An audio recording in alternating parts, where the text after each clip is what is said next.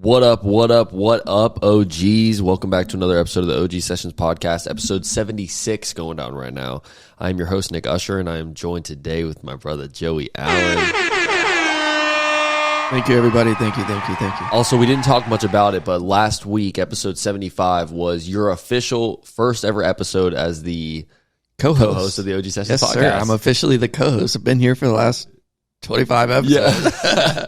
But no, I appreciate it. I love it was a good post. I like being official, you know. It's fun. And just for the people to know out there, like it wasn't me that was like, you know, you're not the official co-host. I feel like it took a while for, like, when we were going to get you on for season 2, and it was going to just be kind of like a once in a, you know, every few episodes, yeah, like not all the time, like, kind of thing. And so we were kind of just like feeling it out and kind of seeing, and there was a few episodes in the early days where it was like 3 weeks in a row that you weren't the co-host on the pod. And to be honest, man, I'm glad that it's official, though. I'm glad that you're finally locked in and like we made it all happen, and we're on the same page, because I want you to want to do this. You know what I'm saying? And I feel like in the early days, you didn't really know if this was a good fit for you. Like if you wanted to be like a co-host, and if you had to beg me to even be a guest, and then let alone be a co-host. My thing is, like, I'm pretty introverted. Like I do like talking to people. I love talking to people, but like I'm never the one to go up to somebody and be like, "Hey, what are you doing? What's your life about?" You know? Yeah. But then I'm sitting here with you guys, and like this guy,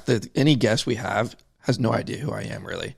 They just see me as this podcast and me asking random questions, you know? Yeah. So I just think of it as like that. Like they don't know who I am. They don't know that I don't like talking to random people. Exactly. But I do love doing this because I do get to talk to random people. It kind of pushes me to get out of my comfort zone, and I always want to be pushed to grow, you know? And I think you have a little bit of like a level of expectation that you hold yourself to, where it's like if you're going to do something, you want to do it perfect, and you want to be like, you know, your best self while you're doing that, I guess. And I mean, at first, like when you start anything, you're going to be rusty. There's going to be things that, like, you know, you're not comfortable with, or like maybe you say something, or like, you know, it's all about just growth and just getting better at it as you go. And like, to be honest, bro, like your growth, I've told you this so much, but it has been tremendous. Like it's insane just watching how good you are asking questions now. I remember, if you go back and listen to this, is a little behind the scenes for some of the guests or some of the listeners that, you know, have been following along.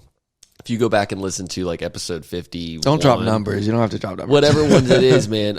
And we both did it a little bit too, I'd say. You know, we both have grown a lot, and there's a lot of like, we wouldn't let the guest talk. Me and you would be bouncing it off, because it's like, this is your first, like, you're the co-host now. And so we were both excited. And so me and you would do a lot of talking. We'd be looking back and forth. And then the guest would go to say something, and then we'd immediately jump back and go into something that, like, what are you talking about? Yeah, exactly. And so we've both gotten like a lot better at becoming like podcast hosts, and not just like, you know, because I mean, I feel like when you did first come back for like to be a podcast, like to be the host for season 2, you did kind of have that guest mentality. You know what I mean? You want to talk a lot about yourself. You want to talk about like how you're feeling about things. But then, you know, you get 5 episodes in you know, a row in. You start to realize that the people want to listen to the guest. Yeah. You know? We're trying to figure out about the guest. And they don't want to hear, like, they've already heard this. You can only tell a story so many times, you know what I mean? Like, or explain something so many times. At that point, after 5 episodes, all the listeners know you. They, like, I mean, they have grown a relationship with you at this point. You know what I mean? It's like they like you as a host. And, you know, this also wasn't just my opinion. Obviously, if it was up to me, I would have made you the official co-host, you know, way back when we started season 2, to be honest. Yeah. But it was also like, I wanted to get other people's opinion. I wanted to see how the numbers would perform with you as a co-host. I wanted to see just how everything would play out, and how it all look in the end of the day. Because it's still a business decision. 100%, bro. And I wouldn't want to. I'm the type of guy where if I feel like something's fishy or it's not going to work, like I'm not going to, you know, give my word to it, or like put it out as a post and be like, Joe's the official co-host, if I know that like in a month or 2 I'm gone, you're gone, or whatever. And so it feels great to have someone like you a part of this podcast that's like 100% bought in, you know what I mean? Someone that I can go to and just bounce opinions off of and do all kinds of shit, man. Fucking love you, brother. Love you too. I love being here. Yeah, dude, it's a fun. We're really to a point now to where it's just starting to get a lot, like, you know, we're adding so many more elements to the pod. So it's like we're starting to be able to do so much cool shit. Yeah. And every time we flow better, you know, it's like it gets better every episode. 100%. That's like the motto, bro. Episodes get better every single week, man. And this week is no exception. No, sir. Episode 76 going down. Really excited for this one. Yeah, I'm excited too. Let's go ahead and knock out these wins of the week, man. Let's do it. So, do you want to start us off? Yeah, let me go first because I don't want you to take it. Sometimes you take mine. You say it, and I'm like, damn, that was mine. Win of the week. Joey Allen. All right, so my win of the week, it actually did happen this week, crazy, is golfing on a work day. Ooh. So, like, more specifically. Before or after? Obviously after. Okay. I go to work at 7 a.m., 6 a.m. True. I ain't golfing at 5. Well, the listeners don't know that. Yeah, true. Okay. But, like, there's just something about golfing, more specifically on a Friday, like right before the weekend, you get off work, and then you're on the course. You get to watch the sunset. I love a sunset golf session. The temperature gets better. The sunset's beautiful. I'm playing golf. That's it. I'm playing golf, and it's after work. So it's just my win of the week, any weekday golf session. I like that a lot too, because whenever you're playing golf, like for me, if we're playing golf, typically it'll be on like a Sunday or a Saturday or whatever, and it takes up so much of your day. Like even if we get out there at 8 a.m., like we're getting home around like 1 p.m. 1, 2 o'clock. And it's like, damn, dude, it's like you got a shower, it's like you're exhausted, you just want to relax. And so it does kind of feel like an all day like thing. You know what I mean? And that's the one downside of golf, I'd say, is like you go out there, it's like your whole day is gone, especially like I don't even think that's a downside. If I'm golfing, I feel so much better if I'm out there on the course just having fun. I agree, but what if you've got like shit to get, like what if you have, some shit you got to do in the afternoon, and it's like, do you really want to go and play golf? Yeah, exactly. You feel rushed. You feel like you're trying to squeeze it in because it's such a long game. It's like it takes up such a long period of time. But when you knock it out during the week, like what you did, it's dope because it's like, you don't have to worry about like spending any of that time on the weekend for playing golf. Like you're already getting your golf. You already get it done. You're already getting your little like golf fix in during the week, so that when the weekend comes around, now you got time for other shit. You can go surfing, you can go fishing. Like we did this morning. Yep. That was fun. Surfing was fun. It was a little funky out there. It was kind of big, but definitely a little funky. It was kind of dumping. It was drifty. Yeah. And we drifted like a mile or two. That was crazy, bro. And like 45 minutes, we were gone? Less than an hour for sure. That's crazy. And one thing that I like is going out there when you get some big waves like that, and you can just kind of do your thing and have fun, or not have to worry about a lot of shit.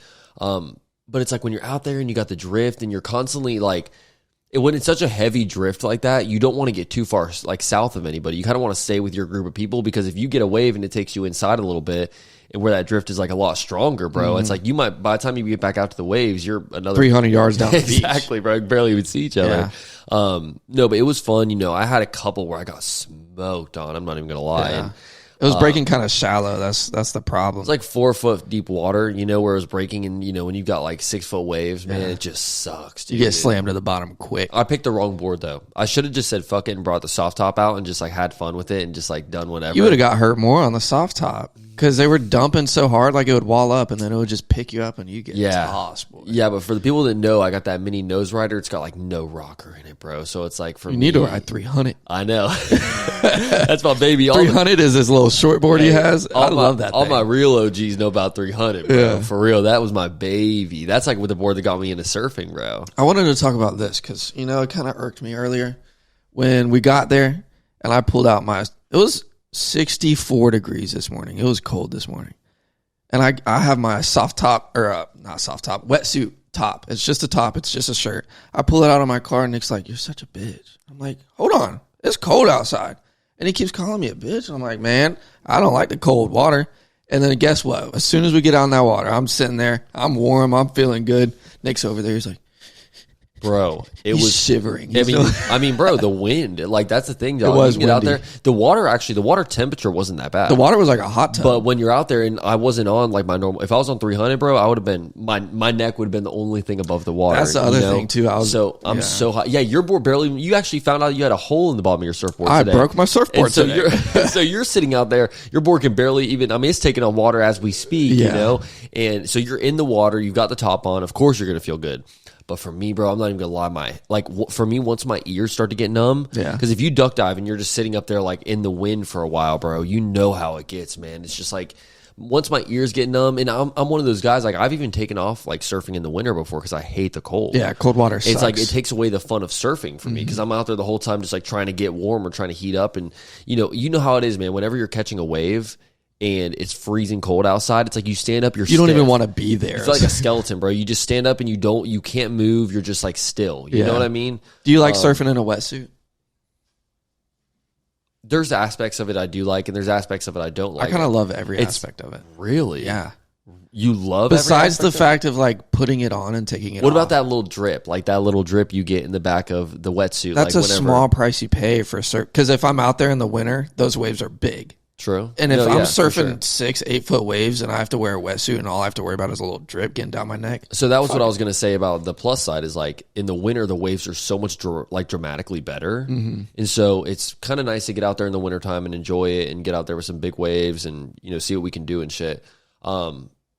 But I mean, the mobility, you don't feel like your mobility a little bit? Like you like that? I feel like I got a little cushion all around me. Like I feel like I surf better because I'm more confident. Like, yeah, you're falling on water, but you got a little padding, you know? No, I like the freedom. I don't like it because there's times like with my neck, bro, too, especially like when I have a super long paddle out and I've got the wetsuit on, I got to stand out there and like hold my fucking neck. True. Like it's choking you.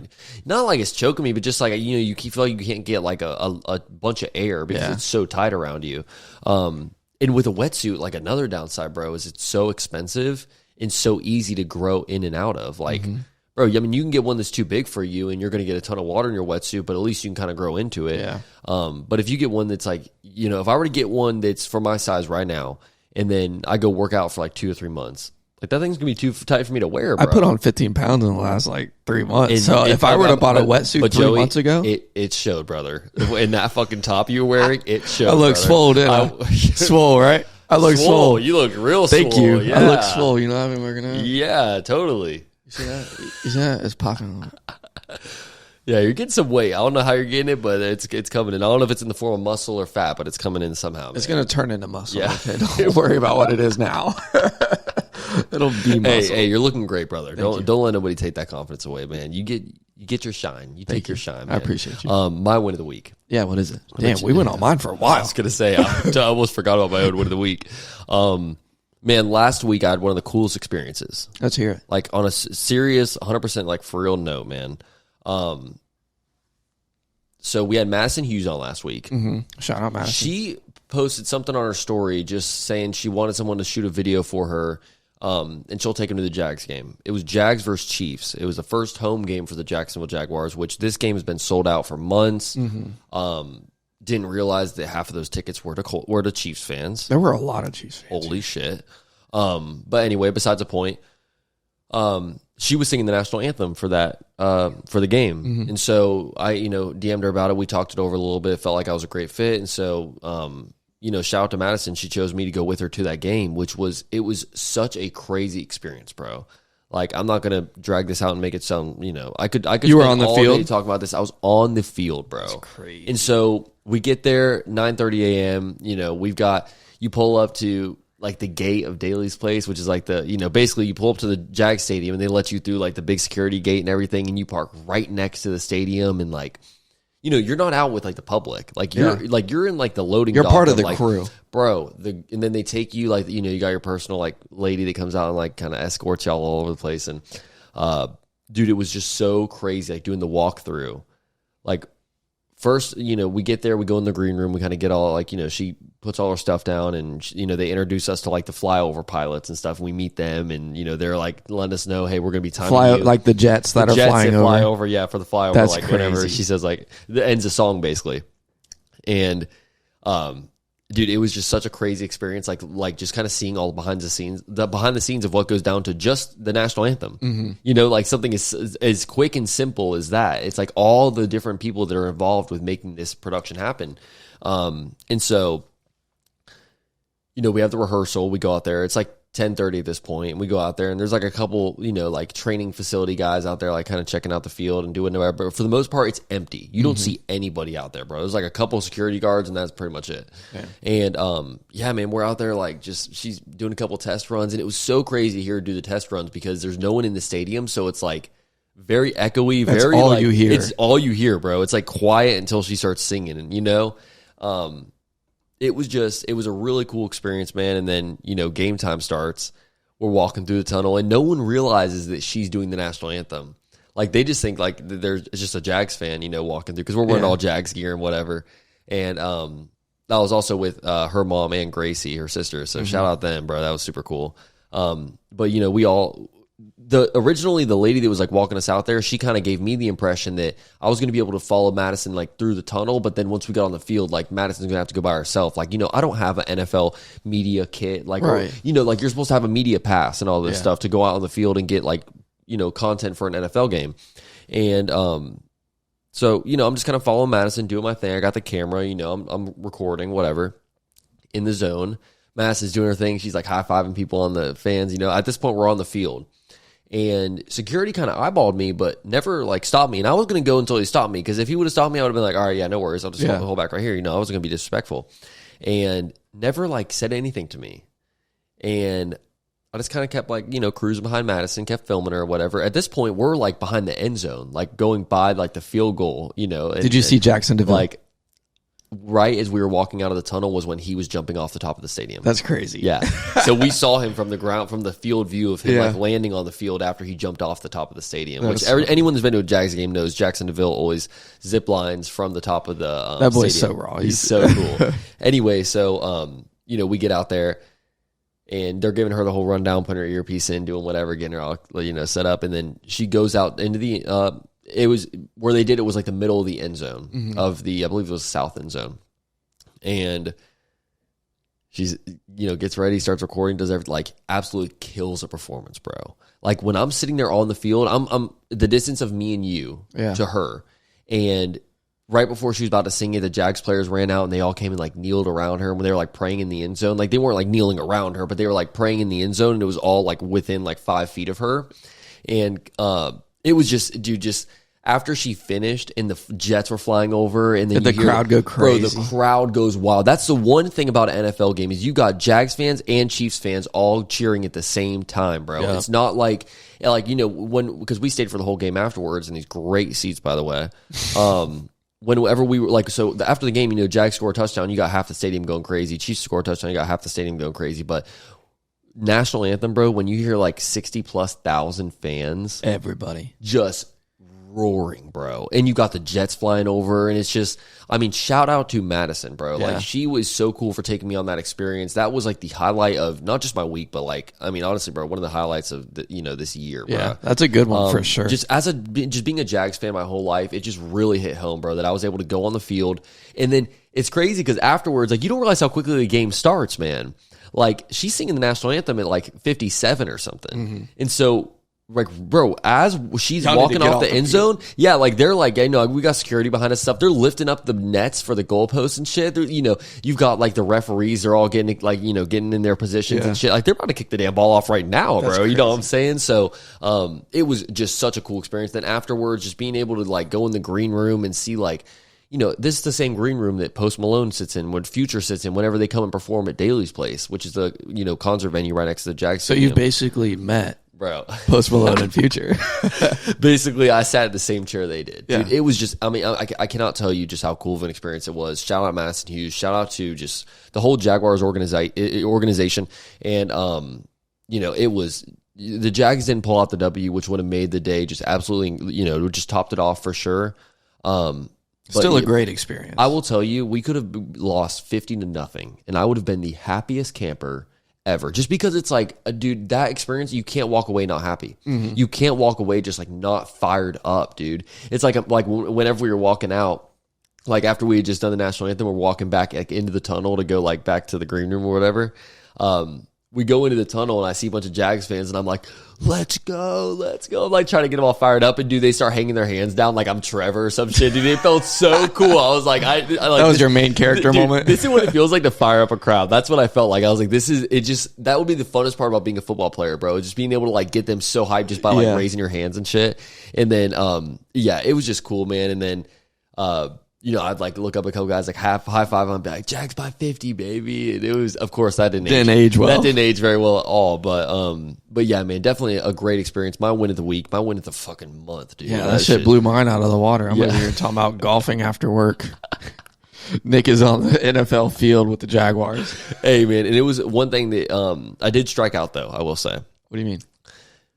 As we're walking through the tunnel to get out onto the field, Lil Duval walked by me. No way. Did you say what's up? I couldn't. Like the way that it was happening, I noticed him too late. And I would have been like fangirl screaming at him if I would have gotten his attention. And we were about to walk onto the field. So I'm recording her. I have a job to do. You know what I'm saying? And she was actually the one that had mentioned it to me about it. She knows how much you love Lil Duval and how badly we want to get him on the show. And so, I did strike out. I will say that. But dude, it was cool to see him. Yeah. It's cool to see these alive and healthy. Was he short? Very short. He is Lil Duval. He's a little man. I will say that. But hey, he's a boss and someone we want to get on the show. Oh yeah, I love Lil Duval. And it will happen. Okay? Oh yeah. Mark my words.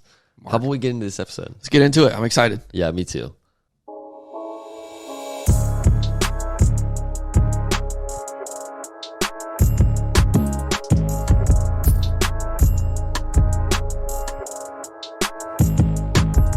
What up, OGs? Welcome back to another episode of the OG Sessions Podcast. This is episode 76, going down right now at the OG HQ. How are you feeling, Joey Allen? I'm feeling good, happy to be here as always. Yeah, this is the first ever guest that you brought through to the podcast. Yep. This is a full Joey Allen connection right here yes, sir. that we're having go down.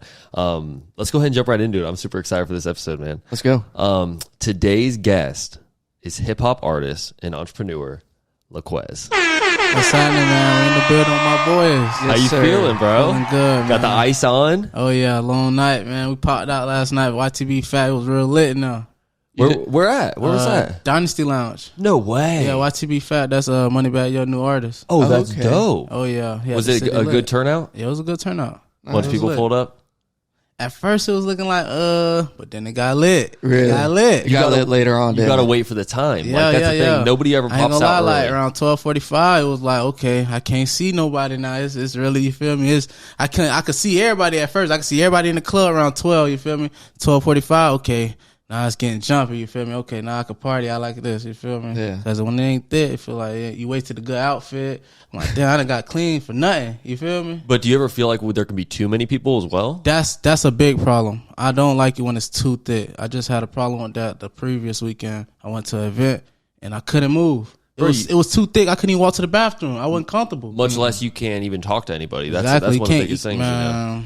If you're trying to spit some game, or if you're trying to talk with the boys, do whatever, man. It's like you can't do anything. We got too many You can have a people in thick venue and still not have fun. That's really possible. In my opinion, I think that if you got the right people around you, it can be kind of a semi-empty club or whatever, and you're still going to have a solid time for the most part. And that's what I was telling my boys last night, though. I was like, even though it wasn't so thick, we still finna have a good time. Mm-hmm. You feel me? Yeah. Once that liquor get in our system, you out there with your crew. God knows what's finna happen, you know? Yeah. You got the same group of boys you go everywhere with, man? Yeah, pretty much. I stay in my same circle. We can't hang with new people, man. Yeah. A lot of jealousy and envy out here nowadays. And you can't trust everyone, Can't man. trust nobody. That's another thing. It's hard to trust yourself. You feel me? 100%, man. You feel me? So you and Joey know each other for, I don't even know the connection. We've known each other for a while. What is the connection here? 9th grade, I think. 9th grade, yeah. Damn. We always had a class together through always high had school. Bro, every year. Yeah. Never failed. It was crazy. So you guys boy. just connected over in school. And then even whatever. after high school, I was always, me and Quez always hanging out. For sure. That's cool, bro. Yeah.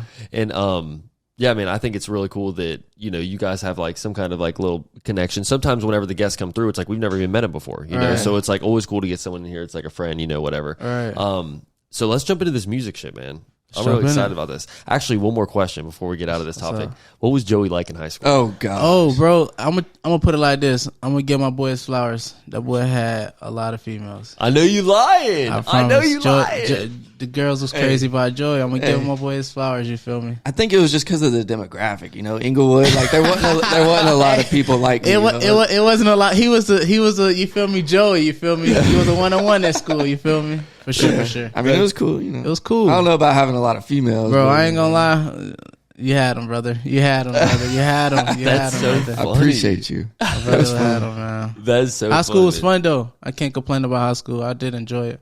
What was Quez like in high school? Quez, man, Quez he was always with the squad. We were always pretty close. Like it was pretty close. Yeah, so we always in the hallways, always at lunch. We was always chilling, or if we weren't chilling, I was with a lot of different crews. Like I don't know, I talked to everybody, but I would always say what's up to Quez. He was always with Juan. Yeah, Juan was funny. That's my best friend right there. We knew each other since birth, really. We grew up beside each other. Literally, my house right here, his house right there. Literally. Shout out Juan. Shout out Juan. That dope, was bro. funny as hell. Number one, baby. That boy Juan.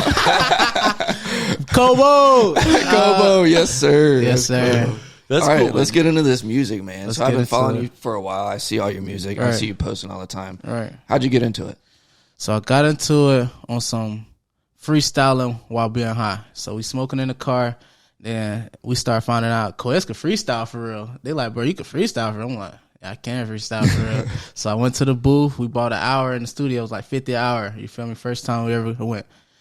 And I took off. I made a good song. All my homeboys like that. You feel me? They like, bro, we got to do this. I'm like, I don't really want to be a rapper for real, you know? And then next thing you know, I started taking it serious. I made a couple songs, dropped the video, and then I started slacking.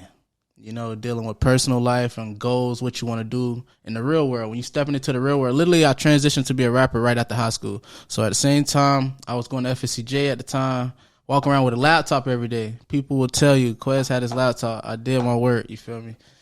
I did my work, and I was like, okay, I need to balance what I really want to do. I want to be an entrepreneur. I want to start a business, or do I really want to be a rapper? So I said, I want to be both. You know what I'm saying? So you got to have money to be a rapper. I ain't have money like that. So I had to take time. You got to invest in yourself. You could be a rapper all you want, but if you invest in yourself, you're not going to go nowhere. So I had to take time, get myself together. Okay, now I got a little money to put into myself. Now let's take it more serious. I dropped a feature with my boy Spinner Bands. We went crazy. Damn. We went crazy. We dropped like 50K first week. Damn. 50K first week. And that was your first ever song? No, that was not my first ever song. Oh, okay, That's gotcha. I dropped Okay. previous songs, but I okay. saved up. Like I said, you invested in yourself, you know? I invested in myself. I got a feature. I paid for that feature. You know what I'm saying? He gave me a great deal. You know what I'm saying? That's my boy now. He gave me a great deal, but it gave me acknowledgement from the city. Nobody knew about Lil Quez like that. People knew about Lil Quez, but as in the city as a whole, nobody really knew about Lil Quez. You know what I'm saying? After I dropped that feature, okay, I got some acknowledgement. I had all eyes on me, and I messed up. What happened? We went crazy. And like I just told y'all, and I ain't dropped for 9 months after that. 9 months. And that put me in a little slouch in my career, and that's because I was caught up in the real world and my lifestyle, and I wasn't really I wasn't even like knowing what I just had did. That was a goal. That's like a milestone. You hit 50K views on a YouTube video, and I overlooked it. I didn't really take it too serious, you know, as I should. Do you think you were just kind of like basking in that happiness, or what? Like, do you think you kind of felt like you felt? I'm sorry to cut you off, but you felt satisfied, I guess would be the word. I didn't feel satisfied, but I did at the same time. Like, I got way more than I expected. I expected to get 10K views. You know, I never had 10K views. So why would you stop? Like you just had a hit. You're getting all these views, and you say you take 9 months off, bro. Like in those 9 months, if I get a hit, like if I get 1,050,000 views, I'm finna keep posting because I got all this traffic now. So one thing I could say, you make mistakes in this lifestyle, and I learned from them. You know, that would never happen again. I would never pay up my career and jeopardize what I can do with that because I had eyes on me. And when I dropped again, guess what I got? 1K views. I lost all the eyes. Yeah. Everybody that was looking at me, it's consistency is key. I think it's so. I mean, 9 months, man. That's such a long period of time. But it's one of those things where it's like I feel like you can bounce back from that. You can bounce back. It's definitely possible to bounce back. And I got my layout right now. Like I'm really finna be all in 10 feet right now. I never was all 10 feet into my rap game. I'll be 5, 6, 7. You know what I'm saying? Half. You know what I'm saying? But now I'm 10 feet in, and I'm investing in myself. I'm thinking I'm learning how to actually do this. You know what I'm saying? Yeah. So I would never play with that again. If I ever get that amount of views, I'm gonna keep going every week. Yeah, I told myself that every week because that's key. But you gotta have time for that, bro. Yeah. And when you dealing with your real life, like rapping not really making us no money yet. You know what I'm saying? So we got another lifestyle going on. You got to make time for your rap lifestyle too. That's the big thing. So what are you doing? Sorry. No, you're good. What are you doing specifically to like better yourself, like work on your game, like your rap game? Honestly, I got me a manager. You know what I'm saying? Shout out my boy Cal. Smart. Right. I got a manager to try to keep me on it. You know what I'm saying? Make sure Quez go to the studio once a week or something. Make sure he dropping twice a month. You know what I'm saying? Somebody giving me a little discipline on myself, you know what I'm saying, in my corner. Because when you're doing it by yourself, you kind of like I ain't going to say you don't have too much motivation to keep doing stuff, but you need someone pushing you. Yeah. You need someone in your corner pushing you like, hey, what's the plans for this week? You know what I'm saying? I feel you. And that's good. Also, sometimes like when you're an artist and an entrepreneur, you've got so much going on inside your head. It's hard to like organize what to do. You know, so like decisive. It's I mean, just me and Joey alone. Like with this podcast, there's sometimes where we're trying to accomplish so much at one time, and we set these like time frames or these deadlines or whatever, and we end up just finding out like this is not enough time. Like we're trying to you accomplish beat yourself so much up in your head so much. You do. Yeah, And you do. I feel like that's one of my biggest flaws as well, is trying to organize like what is the next move? Like what should I do next? Or like when should I do this next? You know what I mean? I think that's one of the things too, is like sometimes I'll spend too much time on a project when it's like I should just wrap this up and move on to the next thing or on to the next thing. And but I mean, yeah, I think that when it comes to having a manager, sometimes just having that person that's kind of like, it's not even like pushing you, but just a reminder. Like that's what it is. Sometimes you wake up in the day, like you're talking about, you spent 9 months because you got caught up with life. Like, bro, like imagine just every once in a while, there's going to be a day where you need a reminder, like, hey, this is the plan for today, or this is the goal at hand. Yeah. You're right though. I ain't gonna lie. And I do think I didn't drop in them 9 months also because, to be honest, bro, my honest opinion, I think I was caught up in my real deal lifestyle. Like I was getting content with some things that I was doing, and I'm like, okay, I don't need this rap lifestyle for real, And that's a big picture you gotta pay attention to, cause rapping bring you millions if you do it the right way. You know what I'm saying? That's real deal, a lifestyle. This lifestyle we living right here, I was young, you know what I'm saying, doing stuff I shouldn't be doing, and I wasn't really focused. You got caught up in the quick money. Yeah, I got caught up in the quick money. I wasn't really too focused on the bigger picture. And that's what it is. You got to take time to grind to get to the bigger picture. You got to grind you got to take these steps. It's like a ladder, you know what I'm saying? You climbing. Once you climb so far, why go halfway and stop? Now you fell all the way back to the bottom of the stairs. You know what I'm saying? It's like that picture of those two miners. Didn't we just talk about this? Yeah. The picture of the two miners, the one on the bottom's like almost there, and the one that's closer just turned around and gave up. You just got to keep pushing. Yeah, you got to keep pushing. Like you got this far just to turn. Like, no, that's not good. That's not good. Nah, got to So keep grinding. I won't make that mistake no more, man. You learn from your mistakes. I can't beat myself up about it, Yeah. Because it definitely like. My crew, we even talked about it, like, dang, bro, we wasn't even thinking, like, they wasn't even thinking too, like, even my friends and my family, like, they knew I got acknowledgement from that, and they still wasn't, like, they wasn't motivating me. I didn't have too much motivation in my corner to keep dropping, and now I got that motivation. I'm surrounded by good, positive energy, and I believe in that. When you got energy around you that's good and positive, you're going to go far. I believe in that. Yeah, me too. That's good. I wanted to go back on one, when you said, You dropped the first song. It was a freestyle in the studio. Yeah. But you said you didn't want to be a rapper. Like you didn't know if you wanted. Why didn't you want to be a rapper? Because for one, it brings you eyes that you want and bring you eyes that you don't want. Yeah. So you gotta make your mind up. Really, like, this what you want to do? Because you finna get some good things about it. You finna get some bad things about it. So I was like indecisive. What are the bad things? Bad things. People gonna hate on you. Yeah. You got cops looking at you. Yeah. They watch your videos, and I'm telling you this for a fact. They watch your videos, they take your lyrics, and they watch what you got in your videos, and it just brings a lot of eyes you don't need. Unnecessary. They try to use it against you. Exactly. Yeah. Unnecessary stuff, you know what I'm saying? And everything is props still, but they're still bringing you eyes, you know what I'm saying? Mm-hmm. People looking on the outside in don't know what's really going on, you get what I'm saying? Makes your lifestyle too hot. Exactly, too hot. I got you. But then to get to a point where you're looking at motivational pictures like Moneybag Yo just dropped yesterday, where he got $1 million in cash right there. You like, yeah, I want to be a rapper. Yeah. You feel me? Yeah. So it's like, make your mind up. I think you're doing great. I was listening to a couple songs. One of my favorites was 1,000 Grams. Bro, that's one of my favorites. Song. You went hard in that, and the beat on that one. I like the beat and the flow. Shout out my boy, and that boy is from Russia. Really? Produced by Rich Youngin. He's Rich Youngin. That producer found me on Instagram off a promo page, DM'd me and said, let me send you a pack of beats. He sent me the pack of beats. It was all fire. You paid for him, or you just paid for him? Okay. I paid for 2 of them. Okay. The first time I paid for 2 of them. I got a lease. Yeah. And after that, we've been locked in. He spammed my email with beats every week, And That's he's only bro. When I met him, he was only 17. He was still in school. Really? Yeah. That's crazy. That's dope. About 2 years ago, I think. Yeah. Yeah, because that beat, it's got like a bit of a drill to it. Yeah. A lot what type of beat that is? That's a Detroit type beat, and them are my personally favorite type beats. It's like a harder beat. What makes it a Detroit type beat? I'm so curious because I mean, obviously you kind of know a Chicago type. It's like beat. The beat, the bass in it, and the melody. Like it's like a strong. Like if you listen to Detroit artists, I don't know if y'all listen to any Detroit artists like Ice World, Vizo, Peasy. I like Texas artists. I don't really know too many Texas artists.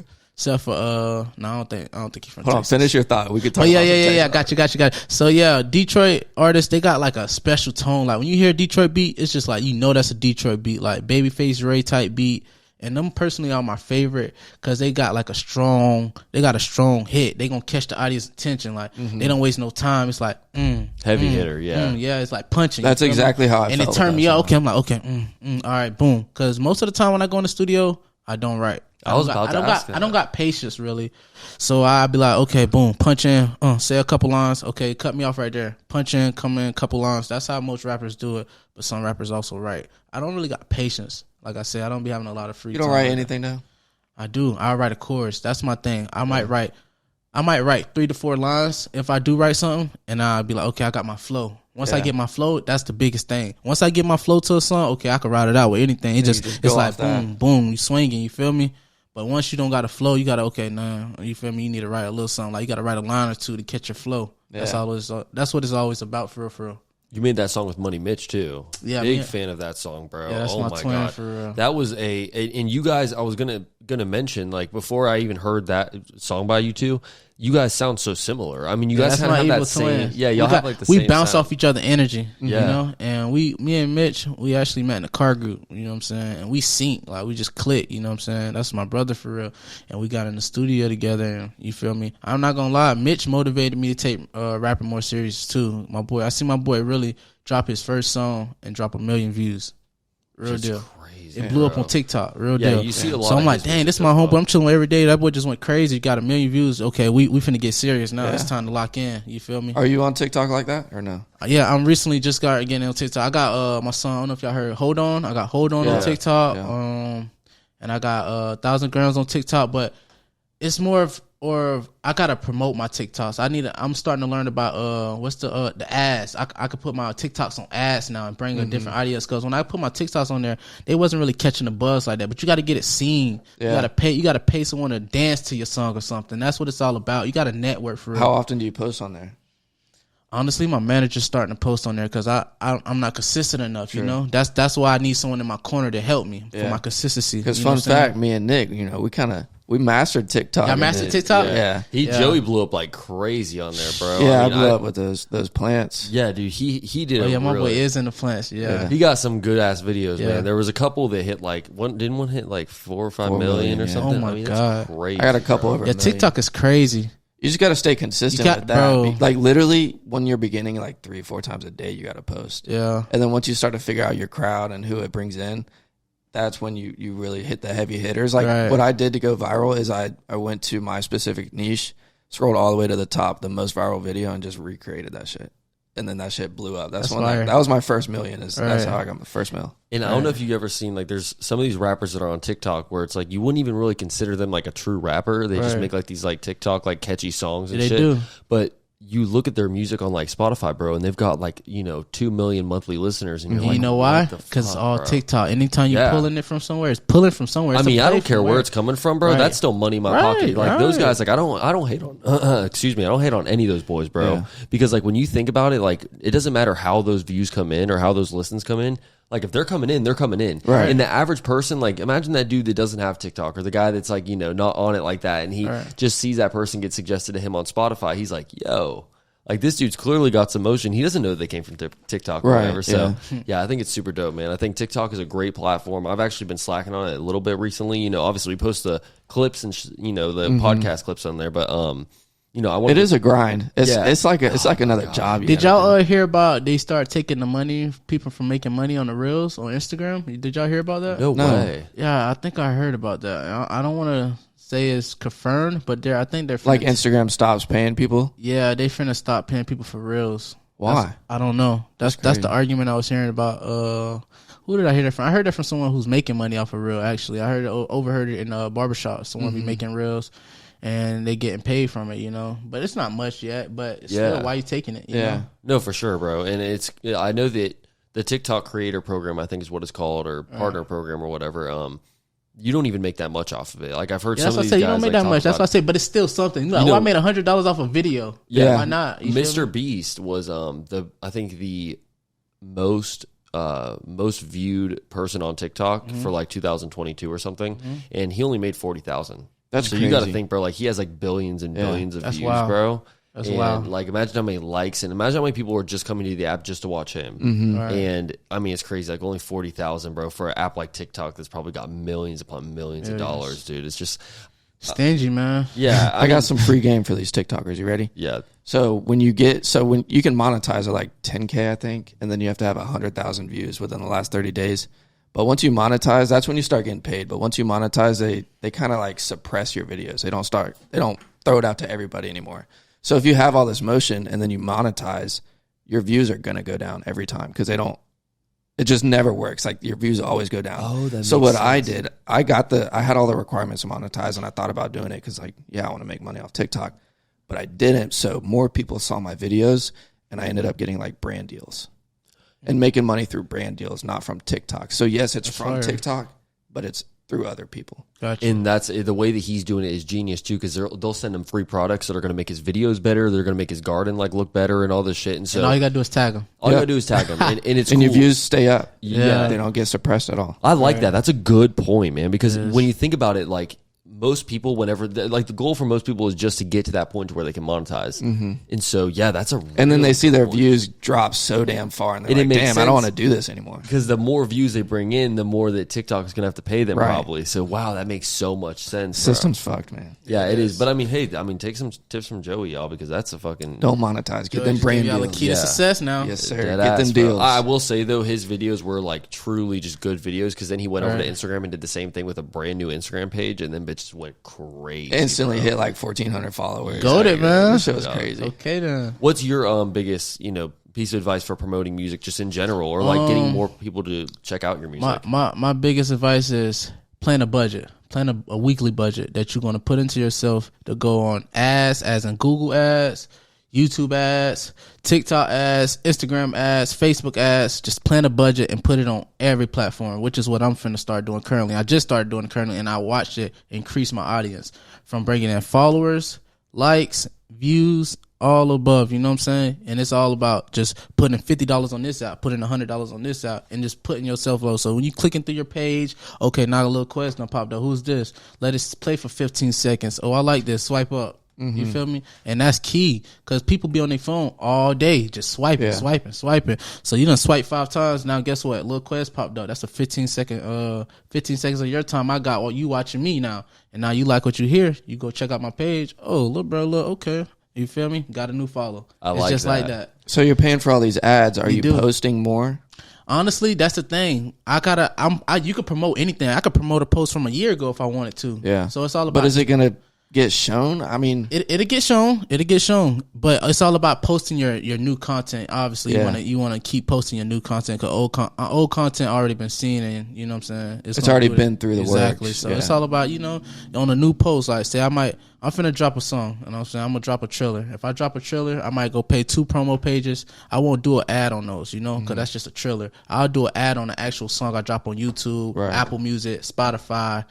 And so on, you know what I'm saying? You know why? Because when I get those listeners, that's going to be monthly listeners, and that's going to build me up. You know what I'm saying? You don't want them to see the Exactly. trailer. I don't want them to see. I want my audience to see the trailers, but I don't want new people to just be like, oh, that don't look too professional. Right. You know what I'm saying? I want something to know, oh, that's a real video right there. You know what I'm saying? That's something I'm gonna swipe up on and watch the whole video on. I respect that. You feel me? I like that. Yeah. So- it's all about being smart too. How many or what I guess I should say, like, what artists were you kind of drawing inspiration from whenever you first got into this rapping shit, man? Let's see. When I first started rapping, who was I driving? I'd probably say Lil Baby. Really? Yeah, I say Lil Baby. And I really say that because Lil Baby chose the rap life over the streets. I don't know if anybody ever watched his documentary, like movie documentary. I really recommend it. You know what I'm Really? saying? It touched me. I watched it like 3-4 times. And it just show you how you got to really transition in life. And I can relate to it so much that I'm like, damn, you feel me? It's really like, I felt like that's me. Like, that's my lifestyle down there. Like, I got to, you feel me? It's really like that. You know what I'm I like saying? that. I can relate to it a lot. And there was a promo page, I believe, in Florida that posted you, Right. and they mentioned something like that. They said that you were trying to, what was it, Joey? I think you know it better. It was Trying to When you motivate- were promoting, you were promoting getting money and positive Right. What were we talking about? So the post is on a Florida, official Florida promo. Yeah. You know what I'm saying? And the post was, Lil Quez is one of the few rappers out of Jacksonville that's promoting you getting money and positivity instead of dissing dead people. Yeah. Yeah, that's right. big in our city. Mm-hmm. I saw that post and I was like, man, shout out Lil Quez. I like that a lot. Yeah. You feel me? Why you want to diss people that's dead? That comes with a lot of problems. Yeah. You know what I'm saying? And it's never ending problems. You know what I'm saying? You don't know how many people you offended, and then you got police looking at you. So why you want to put yourself in that situation? Just avoid all the drama. It's a lose-lose situation. That's a big thing in Jacksonville, bro. Like, especially, like, that's kind of, I feel like a lot of people kind of, like, that's our image. And you want me to tell you my opinion on it? I think a lot of people do it because it brings an audience. Yeah. People want to hear you diss somebody. They want to hear, they want to spread drama. It makes people talk. Yeah, it makes people talk. And it's not a good trending topic. And I hate to say that, but they do that to get an audience. They do that to drag listeners. You getting people that hate you to listen to it. You getting people that like you to listen to it because everybody want to hear what you're saying. You talking crazy. Yeah. And they don't lead to nothing. They're following you for the wrong reason. And I tell people this: when you diss people, it's two things that lead to for real, and that's death or jail. Yeah. And I really stand on that. So you gotta choose wisely what you want to do. Don't diss nobody. Don't diss nobody. Yeah, I like that, man. That's a really good point. Go get some money, man. That's the motive over here, man. Go get some money. Yeah. What do you think inspires you to get money? Me, I got big goals and high expectations in lifestyle, you know. So I want to be in a Bentley one day. I want to be a millionaire one day. You feel me? So if I'm doing that, shortening my lifespan, I'm not gonna make it to get those things. Yeah. Where do you see yourself in 10 years? In 10 years, I ain't gonna lie. I see myself as being a CEO of what? A record label. Nice. I'm going to transition to being a CEO. I am. That would be good. Yeah, I am. You look like a CEO. I am going to transition. You already got the vibe, bro. Yeah. I ain't gonna lie. I really should have chose to be a CEO before I was a rapper, you know. But I could be both. I could be like I think it's Yo beneficial. Gotti motivated me to do that. He's showing me how you do both. Yeah, real talk. I think it's beneficial to do that too, because if you come in as a rapper, like, you know both sides. Right. You're more well rounded. But I am gonna be a CEO, and I'm gonna start rapping when I become a CEO. I don't want to be both. Yeah. You know what I'm saying? Because it's like it's going to be a lot to deal with on both ends of the stick, you know. And you already have your own business too, right? Yeah, I do have I have a pressure washer business. Me and my best friend Kobo Juan, I was telling you about. Me and my best friend. Let me tell you about this funny story. So me and my best friend, we went on a vacation. We went to Miami. You know what I'm saying? We got drunk as fuck one night, and we finna start us a business when we get back in the city. No cap. I tell you no lies. My mom was there. My uncle was there. We was on a boat in the middle of the ocean. We stayed on the water for like 3 days. We went with our girls and stuff. It was a good little vacation. And when we came back, we did it. We bought all the equipment. We was using my boy Juan truck. You know what I'm saying? But the thing about it is pros and cons with the pressure washing that I didn't know. You know what I'm saying? Now that I found out. It's a seasonal job. We was booming when we first started. We got all types of customers. We got a couple businesses. We got a lot of family members. We just doing driveways, pool backyards, the walls on your house, like outside where you got stains and stuff. Mm-hmm. But it's a seasonal job. Once you do a whole lot of jobs, okay, now we ain't got no customers. You know what I'm saying? We got everything's clean. Yeah, exactly. It's not a weekly income. It's a one-time thing. Like, okay, we done did those jobs. We got that $500. We got that $200. Okay, now we got all our customers, right? They ain't gonna come back for 6 to 8 months now. Right. So now we went out. We had start passing out business cards out here at the beaches. You know what I'm saying? A lot of people need their driveways. We got we got a couple customers also right there. But like I said, it's seasonal. It's not consistent. So I kind of like we leaning away from that business and we planning on something else. So I'm finna start doing rental cars on Turo. Oh, that's dope. It's consistent. It's everyday cash. Yeah. It's weekly cash. Yeah. Pressure washing, it's like, you know what I'm saying? It don't weigh up. You gotta hustle and pressure. You gotta hustle. You gotta eventually hire some people. Like, you don't want to be doing that by yourself for the rest of your life. And another thing, when you're doing pressure washing, you gotta spend your business. You gotta do landscaping with that. I'm noticing too, because like landscaping gonna keep the weekly customers and every 2 weeks customers, and that could just be an add-on. The pressure washing is like a bonus. I just went primary with pressure washing, and like I say, I just jumped into something. You know what I'm saying? And I ain't lose. You know what I'm saying? It was an experience. You know what I'm saying? I got no complaints about it. But like I said, you just gotta be an addition to it. I could do pressure washing and landscaping. That'll bring in weekly, monthly, seasonal, all types of customers. That's what I'm focusing on, a business that's going to bring me like consistent income and not just once in a blue moon. Is the business still running? Can I call up Quez and I got all the equipment. You could call me up. I'll come get it done. No cap. Okay. No cap. We go come get it done. And that's a difficult job to do in Florida, bro. Holy shit. It's hot here. I ain't gonna lie. It's pretty easy, and it's pretty easy. People think it's hard. Pressure washing is pretty easy. It's not really challenging. Is it satisfying? You always see the videos on TikTok, and it looks so satisfying. I ain't gonna lie, that was the coolest part about it all. Making the videos before and after. You feel me? Quez will be out there doing it for free. He's like, this is so fun. Hey, not for the not for the free. Now. Not for the free. Quez not doing it for the free. Don't believe Joy, y'all. Don't believe Joy. We got minimums 100. Okay. Hey, I need 100 to sweat. That's pretty fair, too, for nowadays, 100, bro. For sure. And you always see like the videos. Like I like what you were saying about how it's seasonal. It's like, cause it is true. Once you get your whole house pressure washed or your driveway or whatever, it takes a while for that shit to kind of come back and get dirty. Me? But with like a lawn or something, it's like, dude, it grows every week. Exactly. That's why I say, if you're in Florida, you cut your lawn twice a week. Yeah, twice a week. It's crazy. It's one of those things too where I feel like a lot of people in Florida, they like for their homes to look nice and they kind of like showing off their home, especially like you were mentioning out here at the beaches, bro. It's like that's a great place to come out. Yeah, that's what I ain't gonna lie. I came out here and me and Juan, we put some business cards out at like Firehouse Subs, like little businesses, you know what I'm saying? Yeah. And we dropped them off in little mailboxes, but we didn't want to offend nobody, so we mostly tried to go to asking people, can we sit these cars here? Barbershops. Would you ever knock on doors? Like you see a dirty driveway, you go knock on I knock on the door for sure. Yeah, okay. Yeah, I knock on the door for sure. Let me hear your pitch. He said, let me hear your pitch.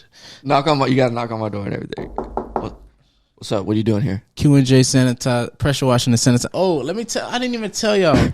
So we had What the hell are you talking about? What are you doing here? Look, this time I'm gonna knock on your door. Then I'm gonna tell y'all something. Q&J pressure washing and sanitizing. That's how I'm gonna answer it. That's how I'm gonna knock on your door. But I didn't tell y'all about the sanitizing part. So we had started this business when COVID was going around. So we was trying to sanitize like hookah lounges, strip clubs. That's what was trying to expand to. You know, we was trying to go spray down buildings, hookah lounges, bars, all that. Right? Genius. But it was hard getting customers for that. People didn't really jump on it how I would expect them to jump on it. Not even the businesses, like the food business. A couple people said, and I stole this idea from someone. I seen it on. I seen some Trio getting their business sprayed down, and I'm like, damn, that's a brilliant idea. So I started it, and we only got like 2 businesses on that. And really? People wasn't really trying to. What'd you do? Go in there and spray it with? It's we had this backpack thing. You got to put on the white suit. So y'all looked official. Yeah, it was pretty dope. And during COVID times, bro, it's like I feel like that's the only thing we took a L on buying equipment, because the big thing was like $500 a piece, so that was a ban. You know what I'm saying? Yeah. Pressure washing, we made all our money back and some. You know what I'm saying? Because we had a good amount of customers. But with that, I feel like it was a little lenient, like 70-30. Like, you feel me? They kind of got us to that. Yeah, it wasn't. And I feel like that was such a good idea. And then, you feel like you jumped into it too quick, maybe? Honestly, I feel like yeah, because that's such an off the wall thing. Maybe I would never think of like. But COVID was going on, but a lot of businesses wasn't making enough money. A lot of stuff was closed, so it was like, what's the point? Yeah. We could clean this. We don't need to pay them to come do this. We could wipe everything down. We barely got customers. You know? I see your vision. It could have boomed. It could have boomed. It could have. You feel me? But people wasn't making enough income. You gotta think. COVID was a bad season. You're on the right path for sure. Yeah. What's in the vault for Quez? Well, we got a couple things in the vault. So I got a new feature with Wiz having. No way, yeah, bro. Let's go. Just quick roll. Let's go. That's sick, bro. That's actually super dope. Yeah. Me and my boy Snap, man. DJ Wavy. Shout out DJ Wavy. He put that together for me, man. That's awesome, yes, bro. Sir. How'd you make that connection happen? So instantly, DJ Wavy posted Wiz, and I'm like, man, Wiz be snapping. So I hit my boy up. I say, man, tap me in. He tapped me in. He got it set up. Me and Wiz made the song. He came down. We shot the video. Easy as that. Easy as that. I still. How did that video. go? Y'all recording the video? I mean the song. Look. I drove the tally, and we was gonna make the song together. Guess what? Power went out in the studio. Of course. It was pouring down. Damn. Power went out. So boom, I made the song over here in Jacksonville. With his busy schedule, he wasn't able to make it, so I sent him an open verse. He knocked it out, so he could just, when he came to Jacksonville, we could just go straight to shooting the video. You know what I'm saying? So we didn't really get the vibe in the studio, but everything was still there. You know what I'm saying? That's good. Make it work. Right? Gotcha. We made it work for sure.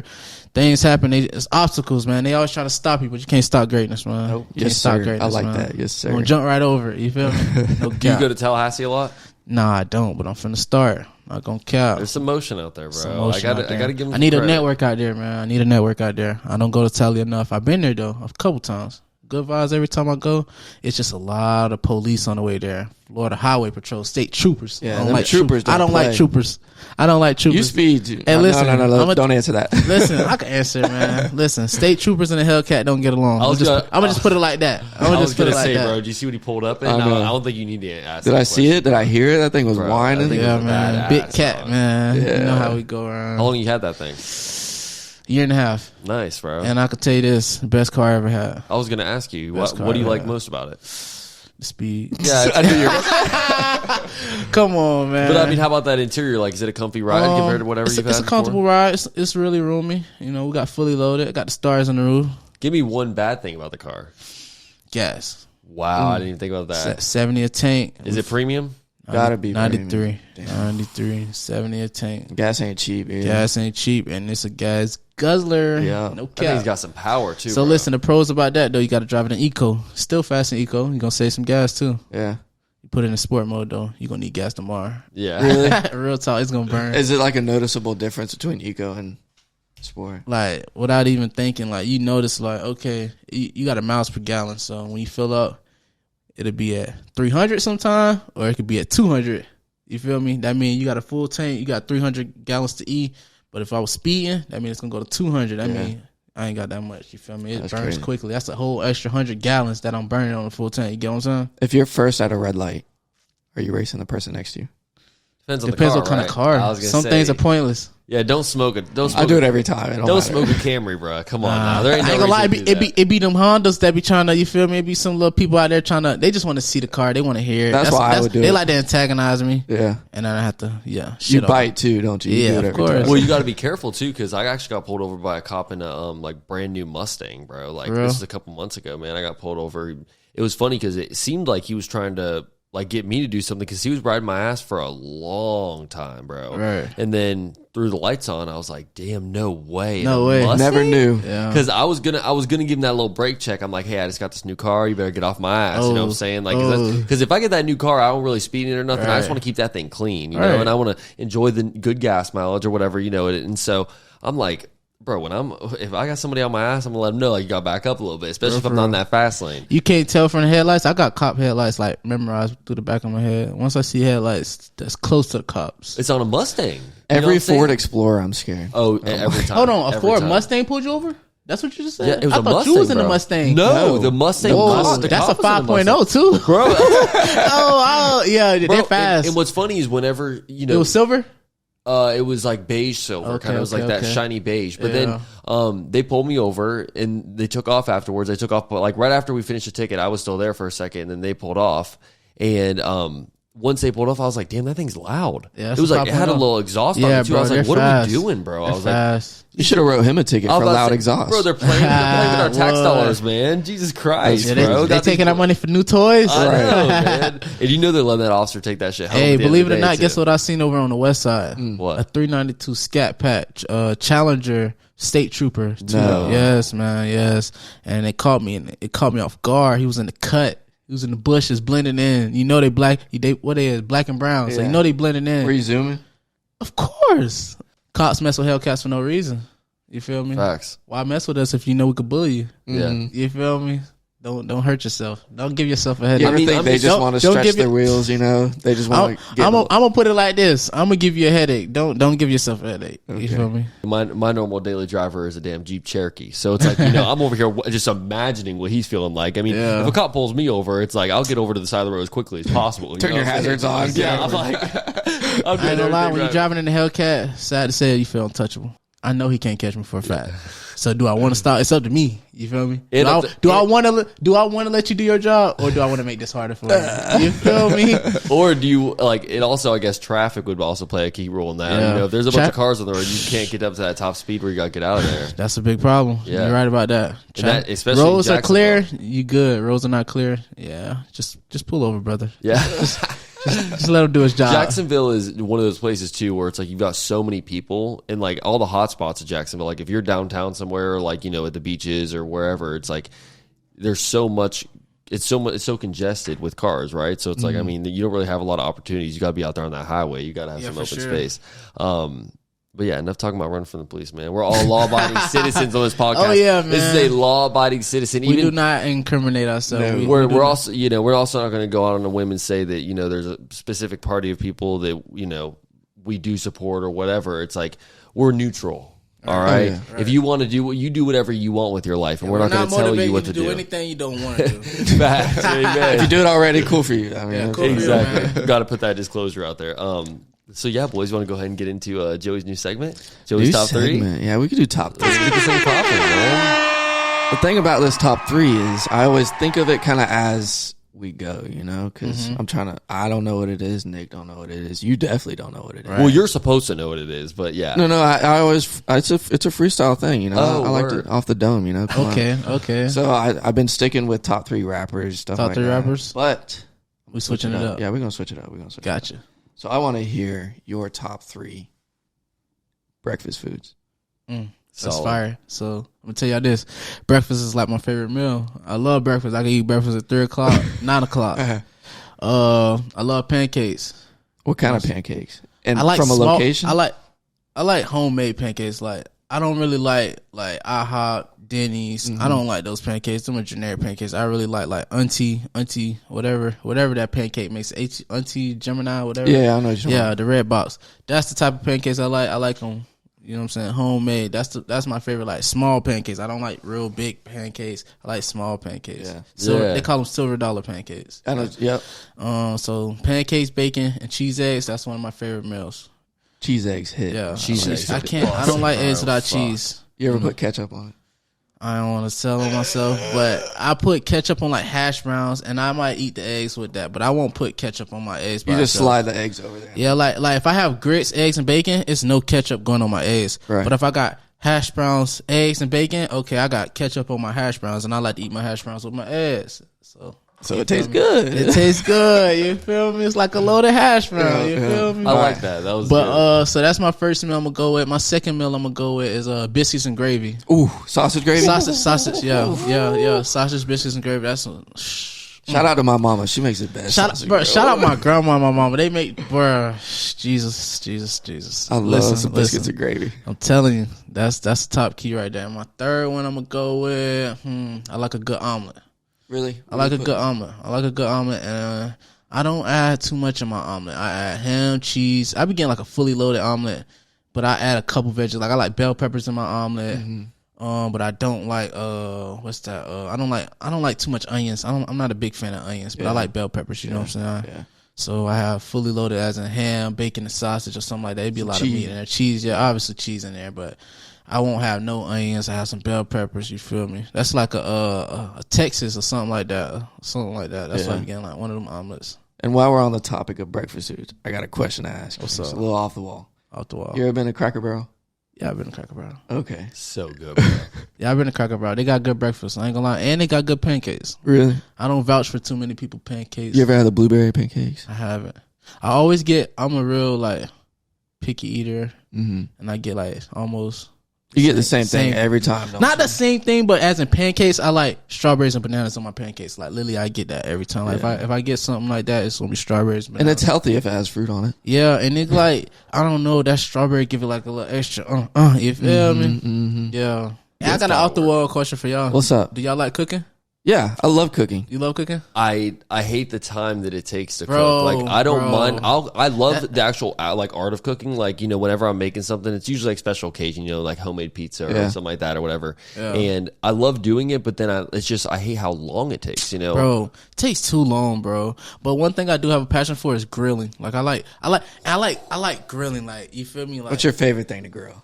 Obviously ribs. How do you do your ribs? Because I told somebody how I did my ribs the other day, and I got judged, man. What you mean you got judged? How you do your ribs? Let me hear your Okay, boom. For one, I like to season and let my ribs marinate. Yeah. I like to try to show off when I get on the grill. You know what I'm saying? I make a custom barbecue sauce. I mix a couple things. I can't get y'all the sauce. Keep it traditional. I can't get y'all the sauce. That's Quez sauce right there. Yeah. You feel me? But listen, so I let it marinate, and I go out there, I put onions in the grill. You know what I'm saying? I cut up onions in the grill because it gives us a little more. My dad taught me that. I don't know what it do, honestly. I can't even lie to you. It do something. It's just a tradition. It's a tradition. It's the bishop tradition. You feel me?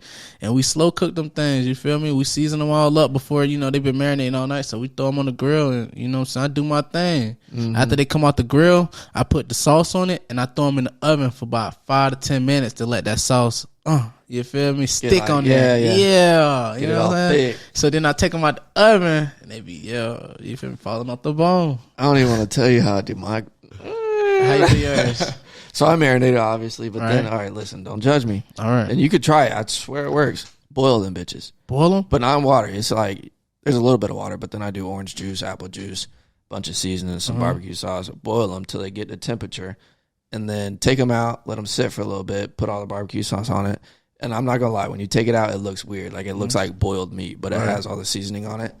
And then put the barbecue sauce, get that grill hot, put it on there, and then just sear everything, sear all the edges, and then get them grill marks. Ooh, it comes out so good. You can pull the bones out. It's so good. See, look, that's why I don't put the barbecue sauce on before, because I feel like it dries it out a little. Yeah. I don't know if you could tell me do it dry your sauce out a little bit, but when you put it in that oven after them, first of all, when they come out crispy and you throw that glaze on it and you throw them in the oven, it's like it give it an extra punch. I don't know what it is. You know what I'm saying? Well, when I put them on the grill, it's quick. It's quick, because they already cooked pretty much. Yeah, it's cooked. That's what I'm saying. It take a minute for mine to cook on the grill. The oven is the quick part. I got ribs in 45 minutes cooked. Yeah. Boys, I think we got to do is we got to have a cook-off. Oh, okay. Snap. Wouldn't that be so dope if we had the OG Sessions cook-off and like any guests that have talked shit about or you know talked like highly of their cooking game on this show? We got to get them all together. And you got to bring your best item. Whatever. I'll put my let's do ribs. I'll put my ribs on the table. Look. I tell people only thing I like cooking is meats. I can't cook sides like that. Yeah. I'm not a side cooker. Like I need somebody to be cooking the sides. I could cook steaks, chicken. I could cook any type of meat, salmon. You feel me? I'm a meat cooker. Salmon. Literally, you feel me? But I can't cook the sides like that. Like I ain't gonna be there. Quez ain't gonna make the mac and cheese. I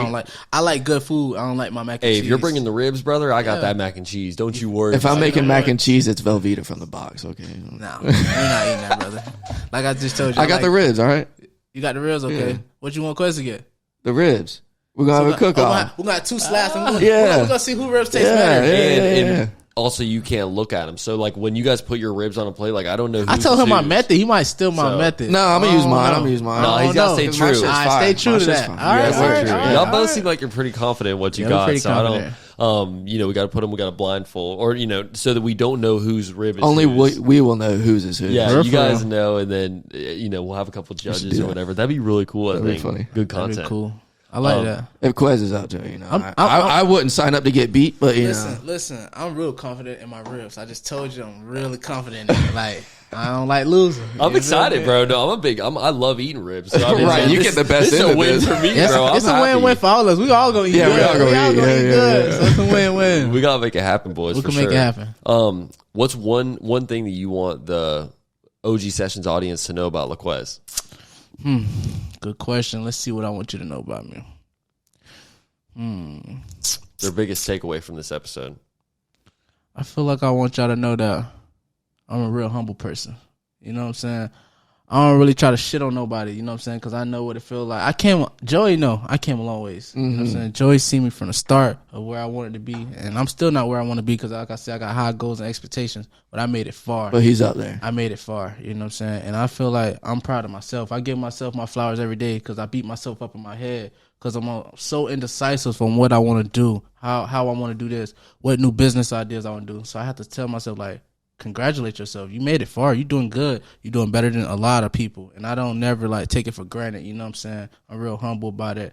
I cherish everything I got because it could be taken away from me at any time. You never know what can happen tomorrow. I could literally wake up, boom, worst day of my life. I seen it happen. Yeah. I seen people go on mean runs, have a great life, and then one day just mess up all them years of progress. And I don't want to be one of those people. So I be beating myself up in my head about a lot of things on how I want to play out things. Like, I'm really serious on this Toro business because I want to do something where I want to make money while I'm in my sleep down there. And that's what the big picture is. I could wake up, money, you feel me? That's how I want to be. Yeah. Is your biggest goal with just your whole rap journey in general just to inspire people? Honestly, bro, I do rapping because it's fun. I genuinely like to rap. Like, it's fun for me. You know what I'm saying? And it's pros and cons from that rapping stuff. So I tell my people all the time, like, we're gonna make this happen with the rap or without it. You know what I'm saying? I'm gonna do this rap, but literally we're gonna make it to the millions with or without it. You know Would you say that it's therapeutic and in the studio? It is therapeutic. Me vibing in the studio, you feel me? I feel relieved. Like, I'm blocked out. 4 walls, it's dark in here. You feel me? Smoking good gas. I'm with my people. You feel me? We vibing. It's good vibes. You know what I'm saying? And a lot of people don't know this, but I make music for myself too. I love listening to my music. Like, I got a lot of unreleased songs and people beg for it. And I'm finna drop a tape actually. Like I said, I'm just getting back on that 10 feet in. You know what I'm saying? You gotta be ready for it. You know what I'm saying? I learned you can't be halfway in, halfway out with this rap. It's never gonna happen. You gotta be real consistent with it. So now I'm diving in 12 feet deep, and Quez finna lock in. We finna see what we could do with this for real. I think your audience and your fans all are kind of in a situation where they know that you've got the talent. They know that you are capable of making a dope ass song, but they just want to see the consistency. They're like, where you at? Like, exactly. I ain't gonna lie, y'all don't know how many people tell me, like, they down there look at me like I'm already famous. Like, I got everything a rapper already got damn near. You feel me? Like, no exaggeration. Like, I'm damn near already there, and I ain't there yet. You know what I'm saying? So you feel like it's difficult to stay hungry when you do kind of already feel like you're there? That is. So with all this stuff in my face already, I feel like I don't even, you feel me? That's satisfied. Yeah. But the thing about it, I'm never satisfied. You know what I'm saying? But that is a big what slows me down. I see these things I already got. I don't need to be a rapper to get it. Like I told you, rapping is fun to me. That's why I do it. Well, it takes a boss to be able to recognize that. Right. You know what I mean? And to know like what is kind of, you know, getting in your way or at least just kind of slowing you down and whatever. And it also takes a boss to, you know, push that off and keep going. And you're kind of on one of those paces right now, man, where it's like I feel like your motion is just getting started, man. It's like the ceiling is so high for what you can get. The ceiling's so high, bro. Yeah. That's what I'm saying. I can't never corner myself into that's just the furthest I'm finna make it. I could go so far. I know I can. Like, I see it. Like, you feel me? I could see it vividly. Literally, like, I know I'm destined for greatness. Like, Quez, the chosen one. You feel me? I tell people that I'm the chosen one. Like, I always said that. Before I even got this far. 5 years ago, I was saying I'm the chosen one because God done put me in situations that I know I wasn't supposed to make it out of. And that's what made me feel like, okay, I'm the chosen one for real. Like, I'm destined for greatness. God got a plan for me. I know I'm going to make it. You know what I'm saying? Mm-hmm. And I'm sticking to it. Yeah. That's that. I like it, bro. Yeah, that's good. So let's go ahead and wrap this thing up and plug these people in, man. So where can they listen to Quez music? Listen, we can listen on all platforms. I got a whole tape. It's called Read About It. That's my slogan. Such a dope ass Everybody tape. know it. Everybody know the slogan. Read About It. Read You feel me? it. So I got a tape. That's one of my hottest tapes right now. I like that tape. But I got another tape coming out, and it's going to be 10 times harder than that. Word. So I just told you that tape is real hard. This tape 10 times harder. Because I done developed, and I'm finding my sound now. Like, I always had my sound, but now it's like I'm getting so comfortable. As soon as I get on the mic, I can just, You feel me? It feels so smooth transition. I'm making songs in 30 minutes. It used to take me an hour. You know what I'm saying? It's just starting to come more naturally the more you be in there more fluently. You know what I'm saying? The more you do it, the better you get. So. Yeah, like my songs that I got. Remember I told you it started off with me freestyling, right? Yeah. I feel like that song's so trash now. I and I used to think it was raw. Yeah, but exactly. It's the development. That's how it goes. It's growth. You know, 100%, bro. No cap. Shout out to you, man, and also stream all your music on YouTube, man. You got sir. some cool ass music videos. Yes, sir. We got a lot of videos, a lot of visuals on YouTube. We got more coming. I'm actually about to drop one this Friday. And then where can they follow you on social media? Can't be fucked with. You know what I'm saying? Can't be fucked with. And I just said I was humble, but I really genuinely feel like I can't be fucked with. Hey man, let's end it on that. That's the most humble thing I've ever heard. I love it, man. I love it, man. Yeah. Shout out to all the OGs, man. Make sure you guys are subscribed on all platforms. I mean, Yes, if you're listening on Spotify, Apple Music, wherever, man, give us that 5-star rating. Make sure you're showing love. As always, that Patreon is booming. We got tons of bonus content, tons of exclusive content over there for you guys. So, yeah, man, show love. We'll see y'all boys next week, right? Yes, sir. All right. Peace. Peace.